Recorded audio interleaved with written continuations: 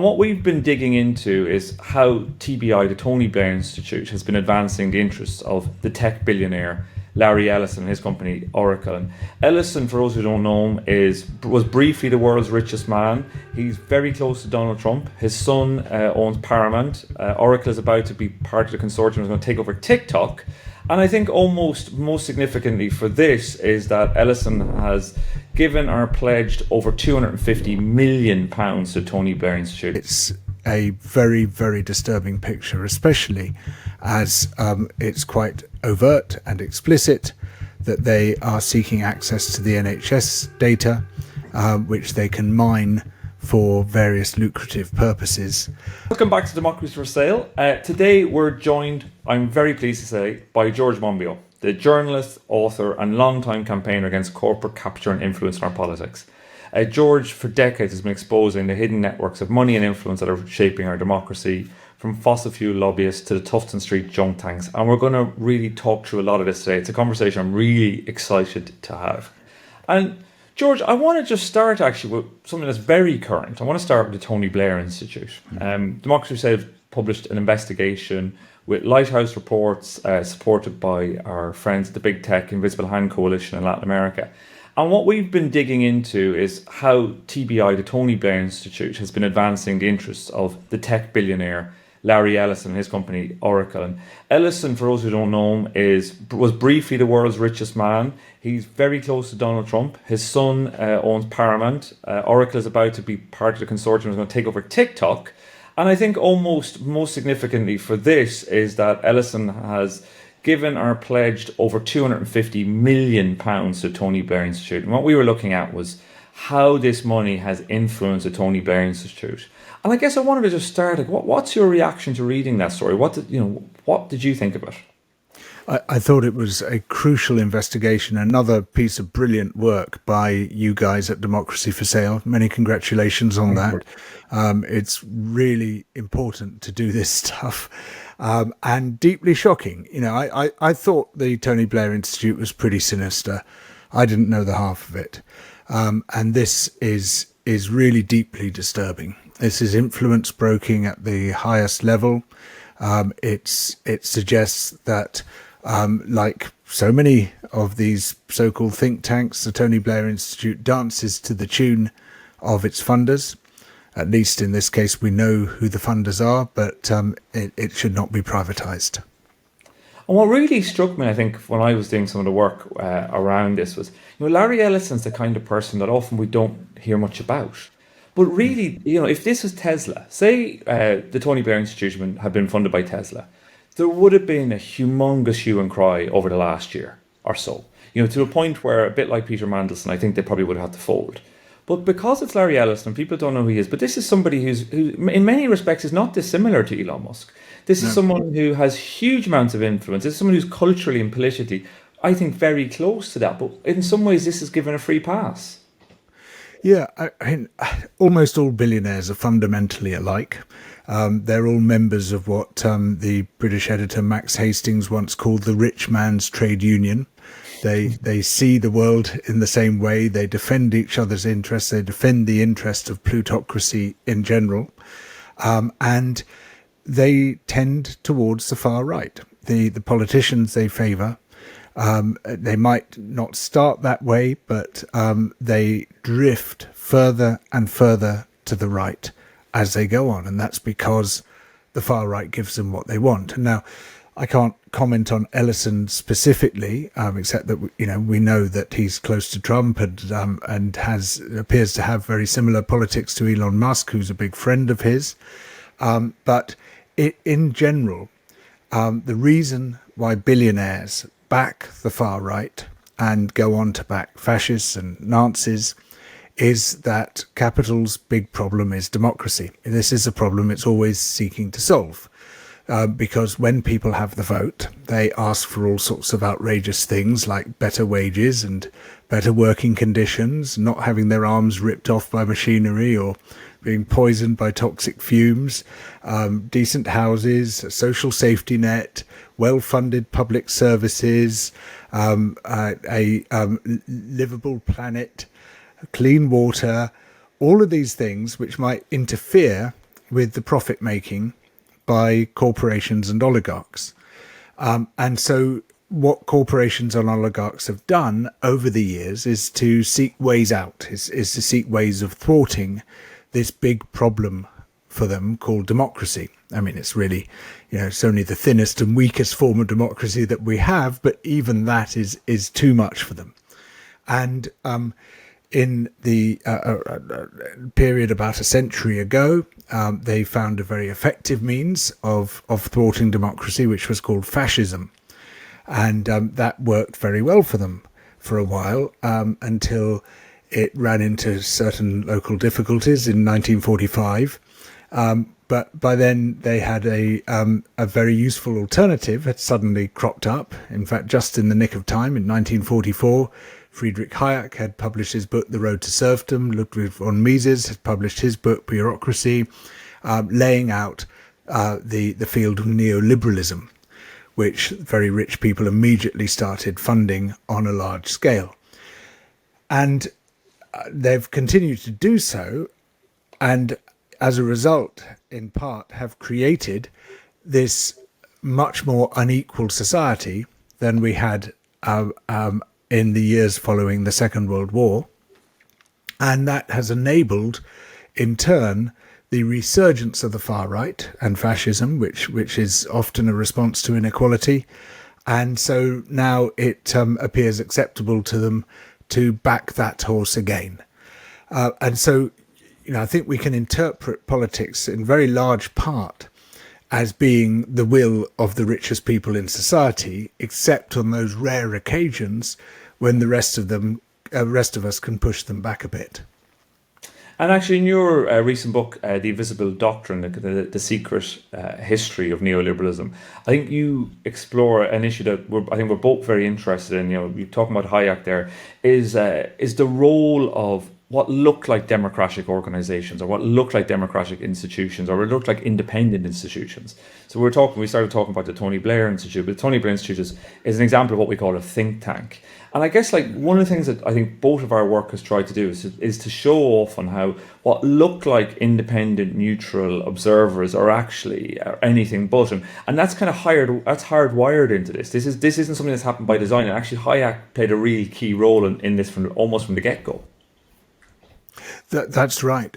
So the first of the organizations in that mold was the Montpellier Society, founded in 1947, which was built off the back of Hayek's book, The Road to Serfdom, lavishly funded from the very beginning by some of the richest people and corporations on earth.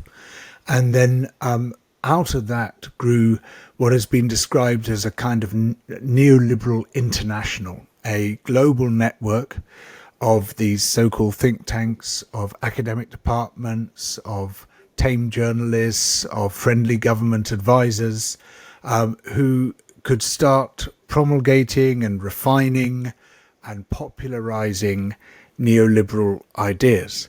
And it was through that network that this doctrine, which was highly unpopular at the beginning, this idea that we should effectively strip away public protections, strip away the public voice, allow capital to do whatever the hell it wants without being confronted by taxation, regulation, trade unions, protest, etc.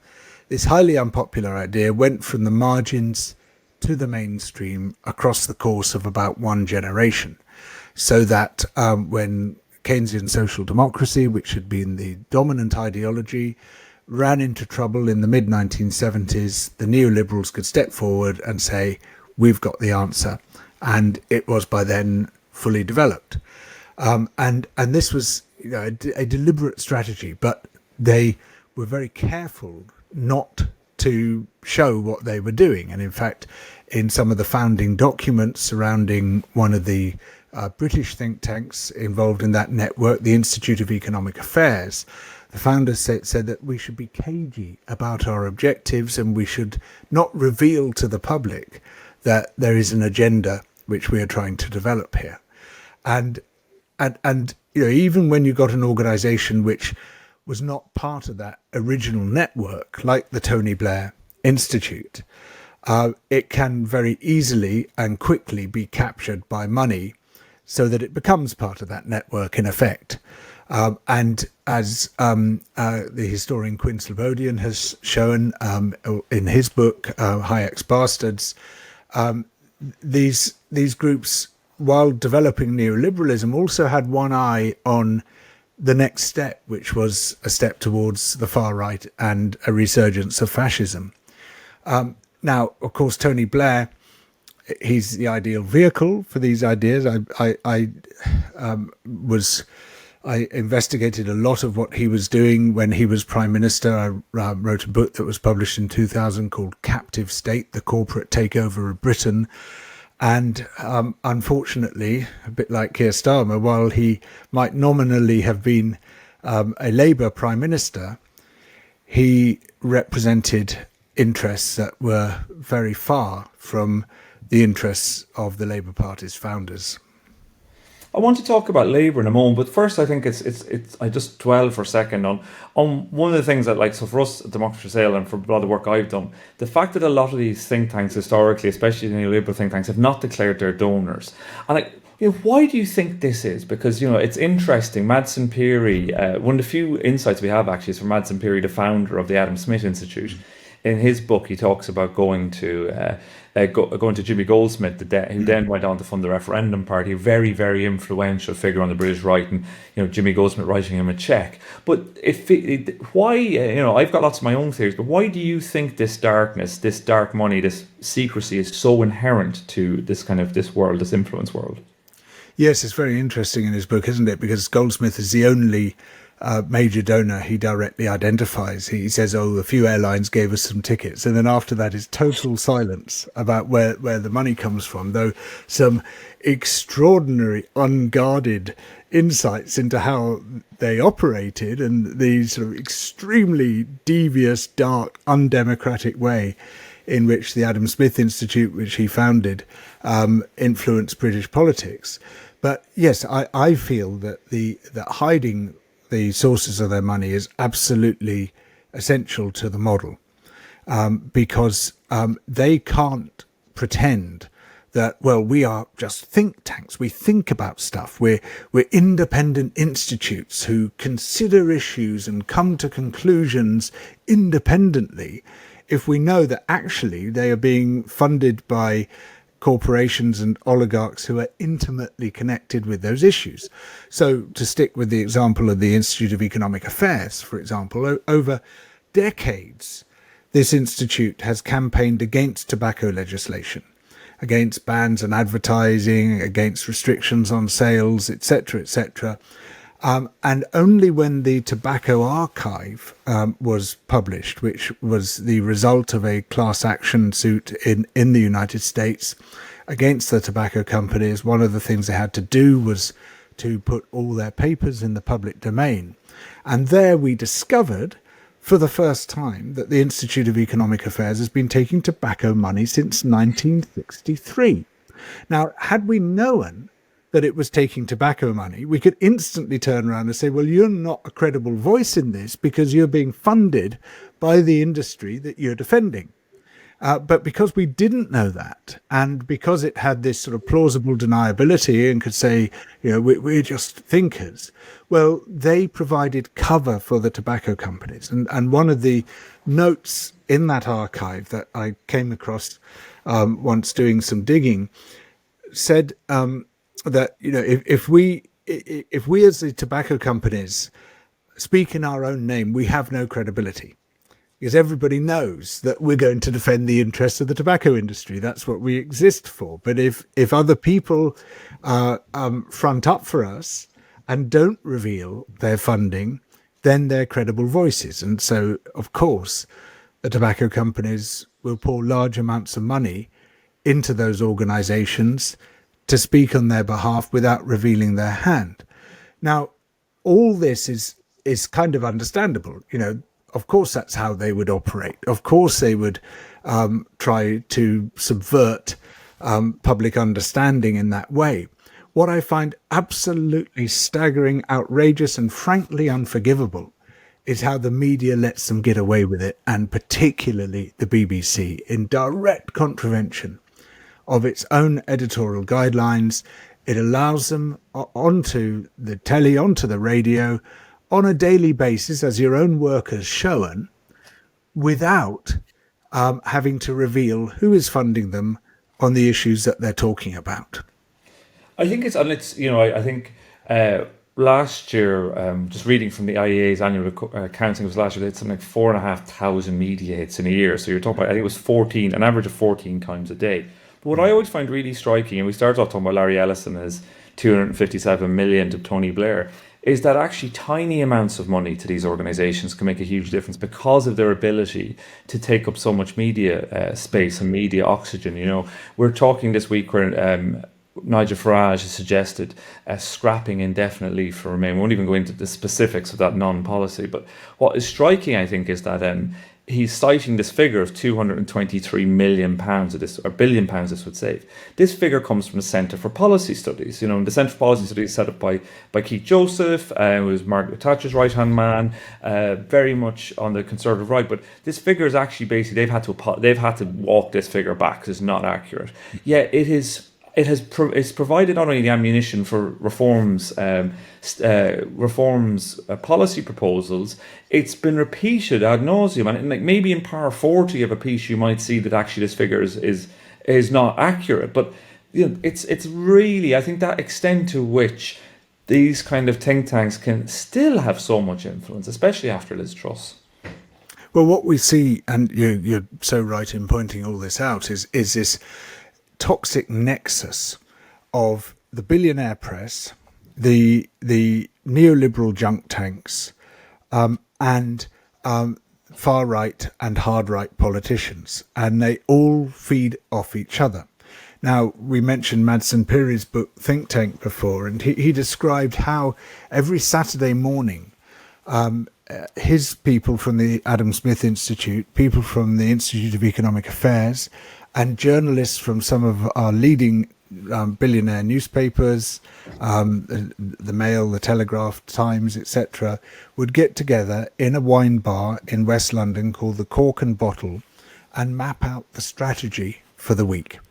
And one of the junk tanks, as I call them, would produce some report saying, yeah, we have discovered that, something to do with indefinite leave to remain, or tobacco advertising restrictions are strangling British jobs, or these attempts to build windmills are going to kill all the birds, or some preposterous claim. Didn't matter what it was really, or how preposterous.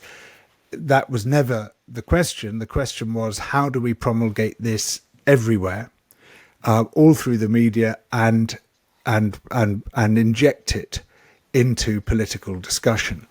And so there would be researchers there from Mrs. Thatcher's team, because this kicked off when Thatcher became leader of the opposition in 1975, and so they would be looking at how can we turn these findings into policy, or turn them into attack lines against the Labour government, and later on, how do we turn them into government policy? The Daily Mail leader writers would be there. They would say, right, how do we turn this into something which sounds politically palatable to our readers? Sometimes there would be the Daily Mail would write some huge feature. On some occasions, David English, the then editor of the Mail, would oversee that himself, because it was seen as extremely important to make sure that these junk tanks had full representation within the paper. So important that the editor himself would become involved in that, and you can just see this is how power is really operating. We like to persuade ourselves that our representatives are operating on our behalf, that our newspapers are delivering the news that we most need to see, and are deciding on that on the basis of how important it is or how interesting to us it might be, and from these rare little glimpses of how the system really works, you can see that, no, it's not like that at all. The way it works is that very rich people and corporations fund these junk tanks. The junk tanks then write reports, which or so-called papers, which represent their interests, which say we need to do this and we need to do that, but without ever revealing who it is, whose behalf they're speaking on.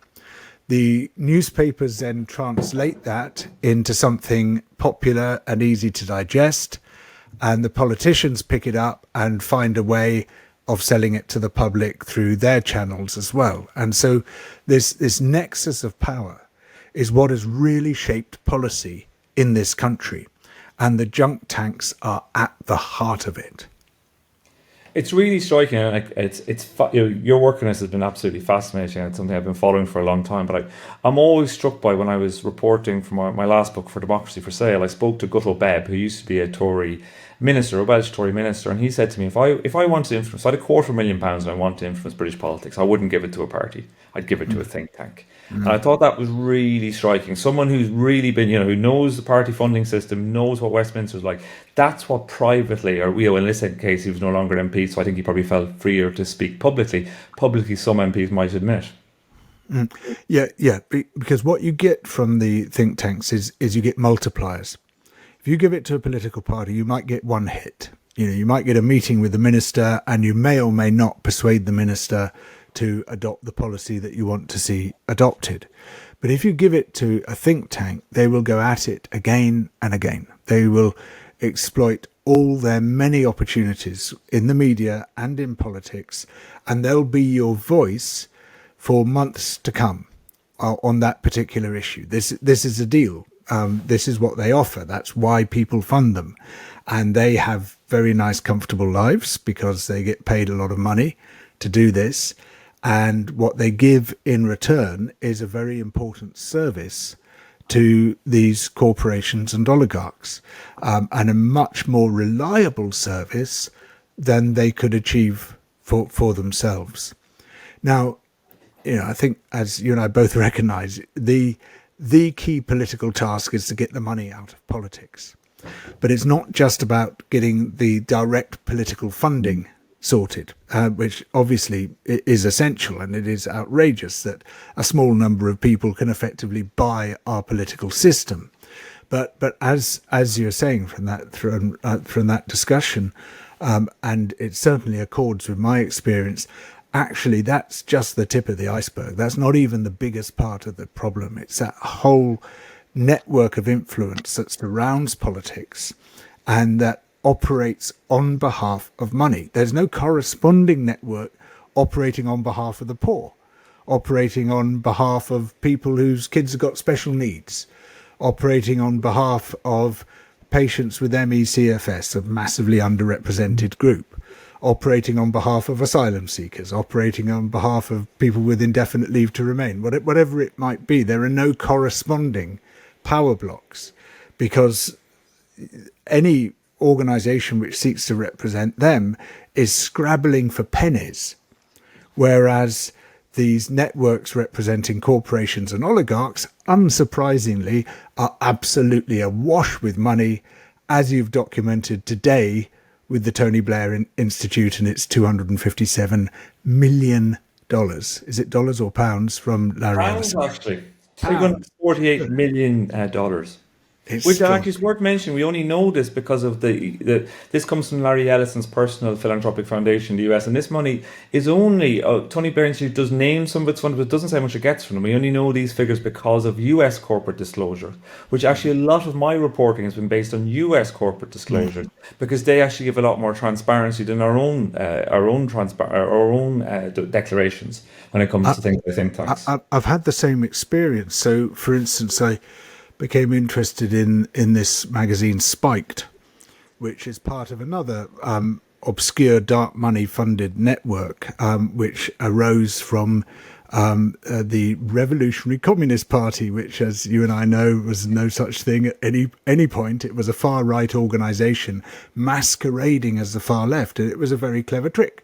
So effective that, for instance, for years, one of its members, Claire Fox, was a panelist on the Moral Maze representing the left position, even though she was a Brexit Party MEP and was And now enabled by Mayor Baroness Fox Johnson. as well has Exactly. been elevated. She's now a A Tory legislator peer. for life, a Tory Yeah, peer. yeah, exactly. And she, and all you needed to do, it turned out, to completely fool, well, admittedly, the most gullible section of society, who were called journalists, but to totally fool journalists was to say, I'm on the far left. Oh, right, you're on the far left. We'll put you in this chair. Regardless of whether, the fact that all her positions were right/far right, but because she called herself far left, people say, right, so she's the left representation. So, on the Moral Maze, you'd get one centrist, two people on the right, and one person on the far right, and that was your balance. And one of the outcomes of this revolutionary Communist Party network, far right wing network, is this magazine Spiked, and I became quite interested in this magazine because it had no visible means of support. And then I discovered that it was being funded by Charles Koch, this massive, extremely right-wing billionaire in the United States. And of course, they hadn't disclosed that at all. That came from US filings, which, as you say, give a lot more information than anything we can find here in the UK. And speaking of the US as well, I think it's not a bad jumping off point to mention that, like, Reform, and it's interesting to watch Reform. Reform basically, I think, have really realised that think tanks are an incredibly useful way to fund your party and fund your politics. So this Reform think tank that James Orr, who's teaches divinity in Cambridge and is very much a man in the National Conservative movement, best buddies with J.D. Vance, the US Vice President. But he has now set himself up as setting up this Centre for a Better Britain, which is really, in some respects, a lot of these think tanks on Tufton Street we talk a lot about. Part of what they do is almost masquerade as not being part of the Conservative Party, but obviously been very close to them. But this really is looking as if it's just going to be a policy production for Reform. And they're looking to raise at least £20 million. And they've set up as a tax-exempt vehicle in Texas. They've also got a vehicle to receive money from Canada. All of this is perfectly fine in our current legislation. So you can see now, it's this. At what point is this, how is this not part of a party political exercise? It feels as if they're almost saying the quiet part out loud, but no one's going to do anything about it. Yeah, and it's exactly the same as the relationship between Policy Exchange and the Conservative Party. It's out there in the open. You can see this is basically and the same with the Centre for Policy Studies. These are basically there to support and promulgate the Conservative Party and to feed in what powerful people want into Conservative Party policy. That's how it looks to me. Seems pretty blinking obvious. So the big question is, what the hell is Labour doing? Which admittedly is a question I ask every day about something or another. It's like, what the hell are they doing? Why haven't they sorted this out? In their own interests, if for no other reason, even if they couldn't give a stuff about democracy, and unfortunately that does seem to be the case, even if they couldn't give a damn about the public interest, how about their own interest in this? Why, when they're facing a whole infrastructure dedicated to undermining public understanding of politics, pushing politics in a direction directly opposed to the traditional Labour interest at any rate, why aren't they doing anything about it? Why aren't they saying we need to democratise public understanding of politics? And that means that you can't have organisations that refuse to reveal who's funding them, advocating on behalf of those people. Why do you think, genuinely, what do you think? I have my own thoughts, but what do you think is happening here? Because we saw, Liz Truss in some ways, when I wrote Democracy for Sale, when I was writing with the think tanks, it was the one bit I actually got some people who were sources inside some of these think tanks or who'd left them to sense check. So, am I going too far here at times? Because people, it's really interesting. Amar Rajan actually in his interview, James Orr from the Centre for Better Britain, talks about conspiracy theorists about think tank funding. I think he really means me and you, George. But the reality is, and I think Truss just showed this. This was, when she became prime minister. Tim Montgomery, very well connected, now Reform, was very much a Tory. Kind of said this is a great day for the Institute of Economic Affairs, and Mark Littlewood, the head of the then head of the IA, who now is now basically Liz Truss's personal chief of staff. Sent back a kind of an emoji, was wearing sunglasses and a smile. Like, this was Tufton Street in government. This was not some kind of conspiracy theory. No. And it was quite overt. In fact, the IEA said, she's the politician who's attended most of our meetings. They're effectively saying we made her. And they did, because she was an empty vessel. And her mini budget, which was so catastrophic, but the IEA and the Centre for Policy Studies both claimed responsibility for it, said we wrote this.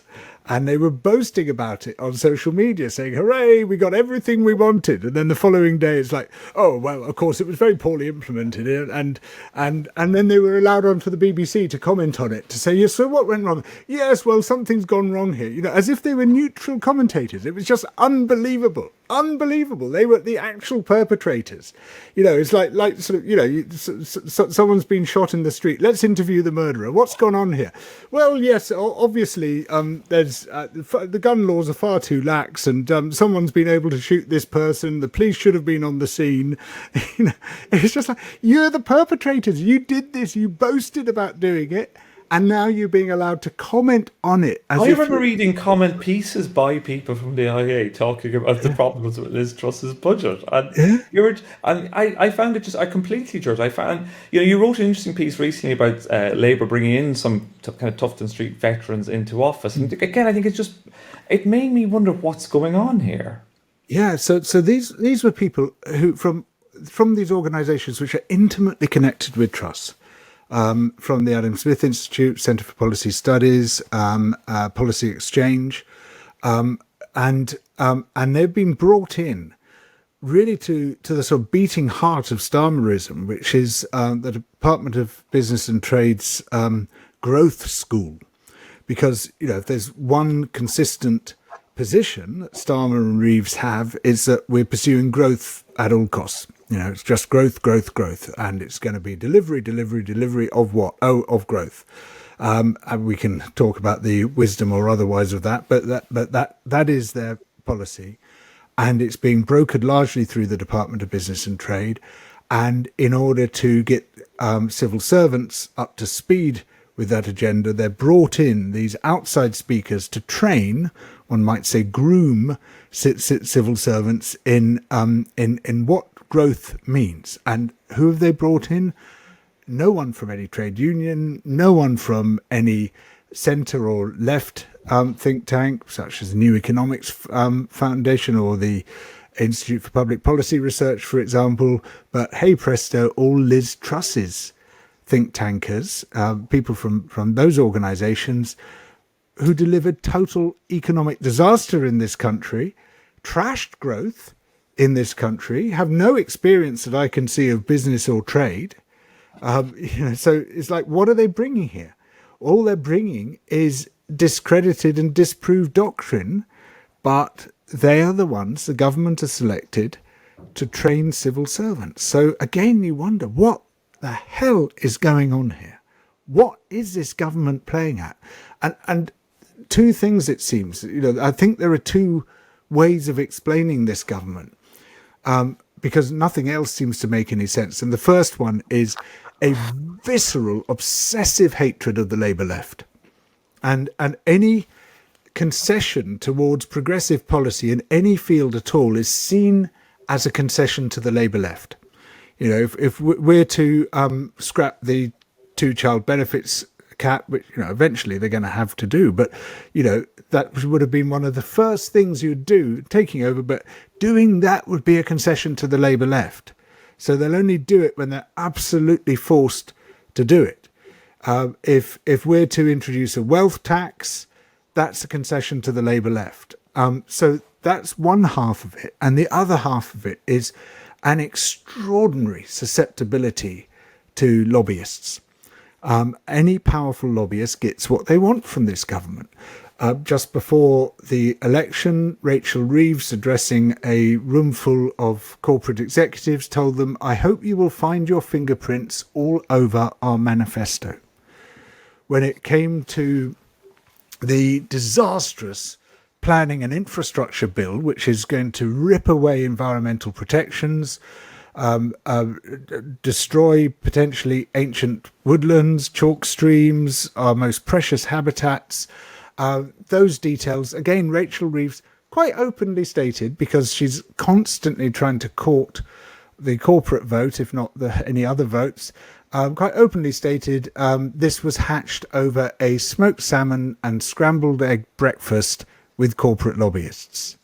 And when it comes to the ban on Palestine action, when it comes to almost any policy at all, you can find the fingerprints of corporate lobbyists all over it. And so these two forces, this hatred of the Labour left and this extreme susceptibility towards powerful lobbyists, those things together have pushed this government further and further to the right until it is basically indistinguishable from the Tories it has replaced. And it's interesting, we were speaking just before the Labour Party conference, and I'll be there, and I've been for the last few years, and it really is a humongous lobbying fest. And you're talking about people who have got, like, Jim Murphy's ardent strategies. So Jim Murphy, a former Blairite minister, Secretary of State, he's got his own lobbying firm. One of Peter Mandelson, who has been sacked because of his links with Jeffrey Epstein. We've done a lot of stories on Global Counsel, Peter Manson's lobbying firm. I was shocked that we appointed someone when they still held still held shares in a lobbying company representing firms like Palantir. So when Keir Starmer went to Washington in February, some people might remember he went on a visit with Peter Mandelson's Palantir. So he was going to visit a client of Peter Mandelson's lobbying firm.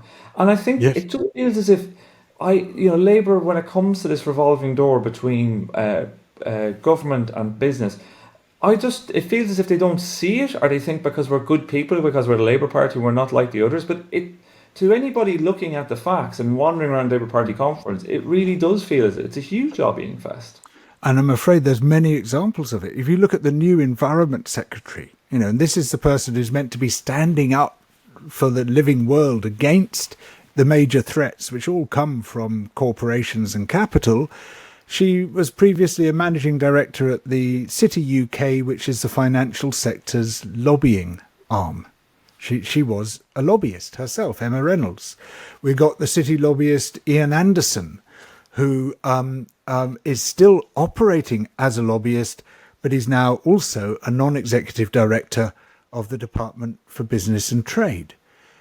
It's like they are absolutely embedded in lobbying by the very interests and organisations that Labour was set up to oppose.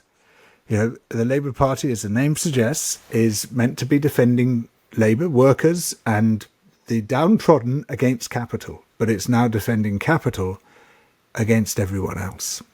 And people will say, look, they need to listen to business, but I think what's really striking, we did a story recently looking at just how many meetings Peter Kyle had with big tech companies. I think that's part of the story today's story about Tony Blair, this week's story about the Tony Blair Institute and Larry Ellison is this kind of tech capture of government, this sense in which tech boosterism and kind of AI has captured the government in a huge way.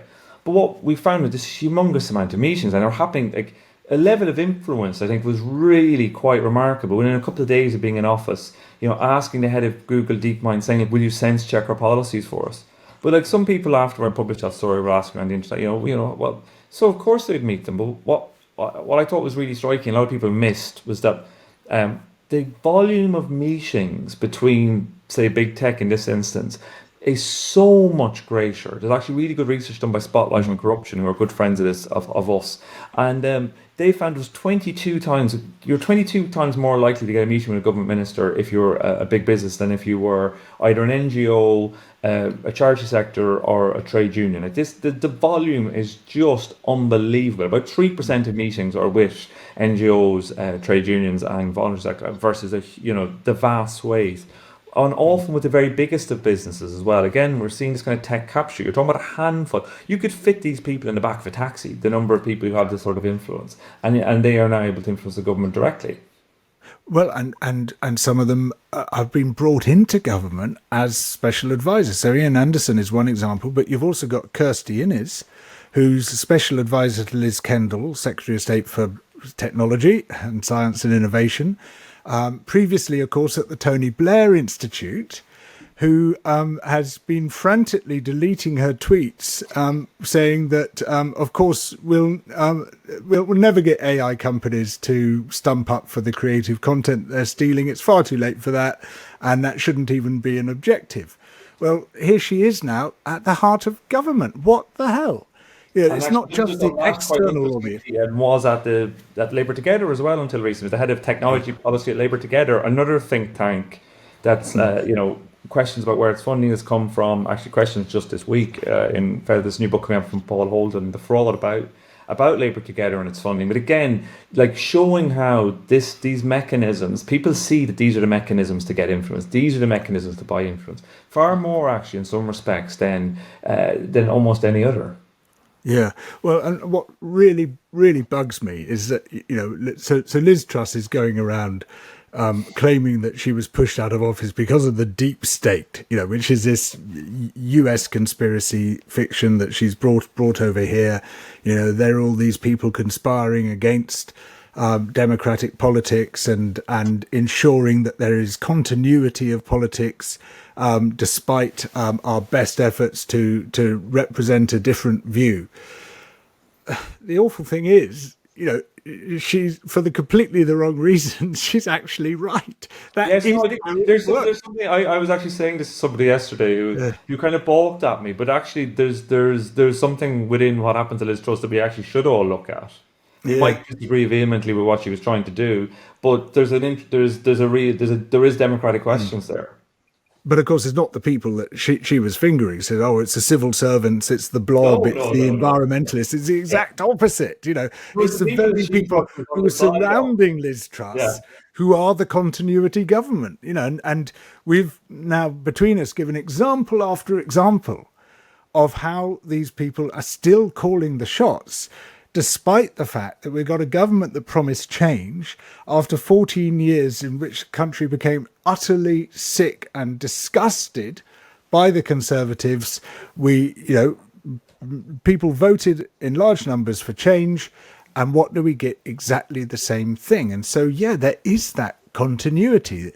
I wouldn't call it the deep state, because it's sort of, apart from anything else, it's more than the state. It's a whole infrastructure of power, an infrastructure of persuasion, with the state in the middle, but which extends far, far beyond it and knits together state power, corporate power, media power, oligarchic power, and the brokers of so much of that are the agents of persuasion, who are these think tanks. And just, George, just kind of almost zooming out a little bit before we bring this to a close, you've been writing about state capture and about the corporate capture of the state for a very long time.